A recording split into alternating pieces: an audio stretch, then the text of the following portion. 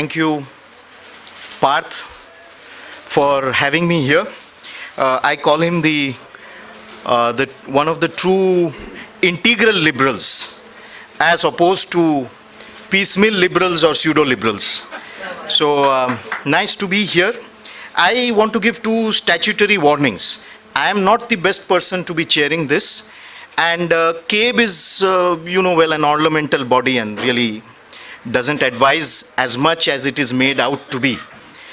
I have been a teacher. I started my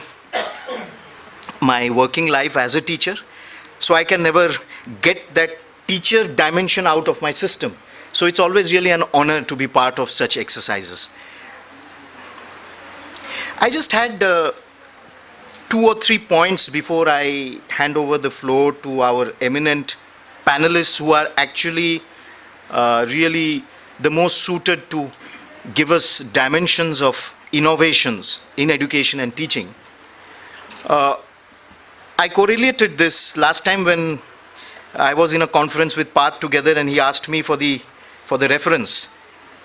I came across through my studies, through very interesting primary sources, 17th, 16th century description of India, especially of Indian education, and in that, description of the methods of teaching that were followed.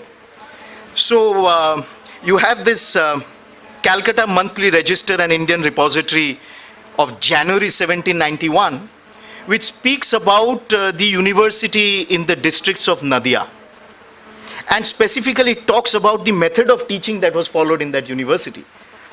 And this is the first-hand primary source description.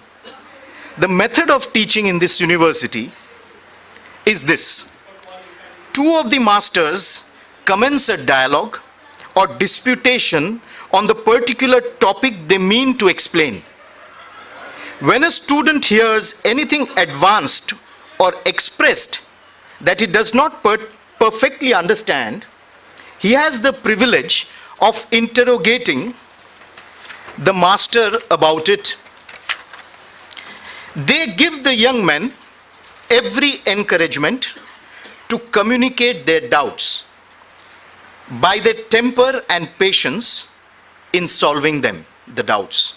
Now, it is a professed and established maxim at the university in Nadia that a teacher who lost his temper in explaining any point to a student, let him be ever so dull and void of memory, absolutely forfeits his reputation and is disgraced. So this is just one, and I don't have much time. So, and Parth wanted the reference. This is from Dharampal's archival compilation, volume 9. He refers to the Calcutta Monthly Register and India Repository, January 1791 issue. Then you have Pietro della Valle, an Italian traveler who came to India between 1623 and 24 and traveled in Surat, Goa and Malabar. And I'm not going to get into that description, it's just about a paragraph. But Pietro della Valle describes, he by chance he encounters students and he observes their method of teaching each other a certain subject. So I found this fascinating.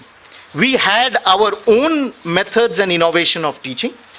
And if you look at the entire gamut of our thought leaders, you start from Bipin Chandra Pal, Gijubai Badeka, Sri Aurobindo, Sister Nivedita, the mother herself in Pondicherry, J. Krishnamurti. Each one has left behind a very distinct and magnificent corpus of the experimentations that they undertook in Indian conditions with Indian students and over a period of 6 decades.